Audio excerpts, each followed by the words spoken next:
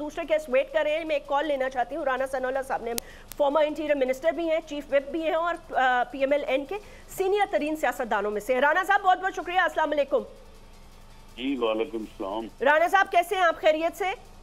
जी बिल्कुल खैरियत है, बिल्कुल ठीक है। राना साहब हर रोज एक नया तहलका हो जाता है। अब मौलाना फजल रहमान साहब की बातों का तो जवाब अभी आपसे लेना ही था कि ये रावलपिंडी के कमिश्नर की बात आ गई। अब सोमरो साहब ये कह रहे हैं कि हर जगह मैच फिक्स था, अगर सबूत में ना पेश कर सकूं सुप्रीम कोर्ट के सामने कि इतनी बड़ी धांधली हुई कि बिलावल भुट्टो जरदारी साहब का भी मैच फिक्स था, PMLN का भी मैच फिक्स था, किसने कहां जीतना था, सब कुछ फिक्स था। सर 2024 के इंतखाबात इतने मुतनाज़ा हो चुके हैं कि मुझे समझ में नहीं आ रहा कि मैं किस पार्टी से क्या सवाल करूं। मतलब हम आगे कैसे बढ़ेंगे, नामुमकिन नजर आ रहा है मुझे। देखिए 2018 में भी मैच जो है वो फिक्स था।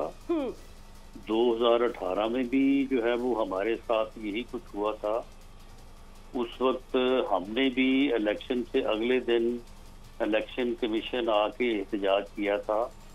उस वक्त सभी ये कह रहे थे और ख़ास तौर पे PTI के लोग ये कह रहे थे कि जी देखें इलेक्शन हो गया है, अब अगर आपको कोई शिकायत है तो आप पार्लियामेंट की कमेटी बनाएं, वो कमेटी जो है वो तहकीकात करेगी और जो आइन और कानून में तरीकाकार दर्ज है उसको अपनाया जाए। उसके बाद उन्होंने पार्लियामेंट में कमेटी बनाई और हमें हौसला दिया कि जी बस अब आपको 2 महीने के अंदर अंदर दूध का दूध और पानी का पानी हो जाएगा। उसके बाद 3.25 साल जो है वो फिर वो कमेटी चलती रही है। मामला ये है कि ये कौन सा इलेक्शन हुआ है कि जिसके बाद ये इल्जामात नहीं लगे? क्या 2013 में RTS बैठने के इल्जामात नहीं लगे थे? क्या उस वक्त जो है वो एहतजाज और धरने नहीं हुए थे? उन धरनों के बाद सुप्रीम कोर्ट के जज की इंक्वायरी नहीं हुई थी?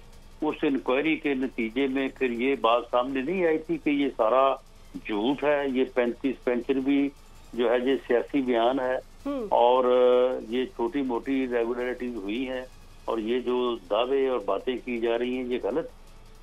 मामला ये है कि मैं बिल्कुल नहीं कहता कि जो लोग इल्जामात लगा रहे हैं उनके इल्जामात दुरुस्त हैं या वो गलत हैं। ठीक। मामला ये है कि मुल्क के कानून और आइन में एक तरीकाकार दर्ज है, उस तरीकाकार के मुताबिक ना तहलके बनाने से ये बात बनेगी, ना प्रेस कॉन्फ्रेंस से बनेगी, ना ये सड़क पे बनेगी।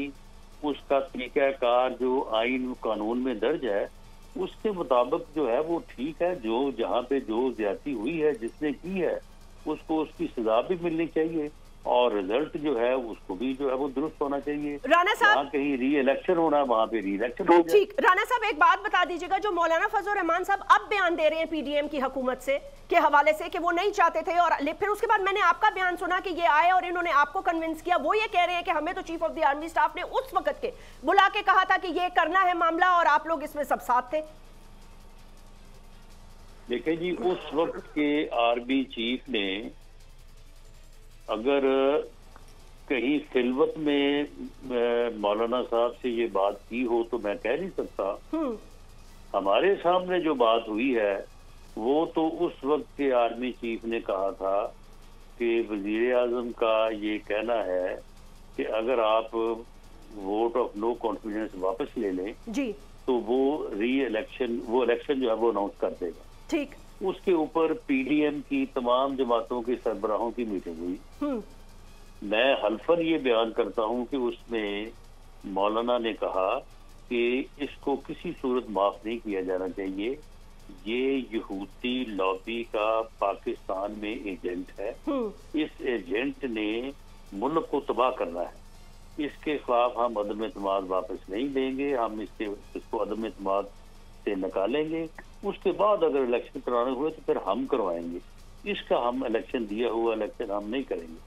और उसके ऊपर फिर फैसला हुआ और आर्मी चीफ को जवाब दिया गया कि जी नहीं हमें ये काबिल कबूल नहीं है। जो हमारे सामने बात हुई है हम तो उसको बयान करने और उसके ऊपर जो है वो मौलाना को याद दहानी कराने को तैयार है। बाकी आगे जो उनकी सवाबदीद है वो जो कहना चाहे कह सकते हैं। ठीक। राना साहब अगर ये वीडियो आपको पसंद आई है तो इस चैनल को सब्सक्राइब करें और बेल आइकन को क्लिक करें। सब्सक्राइब करें और बेल दबाएं ताकि कोई खबर रह न जाए।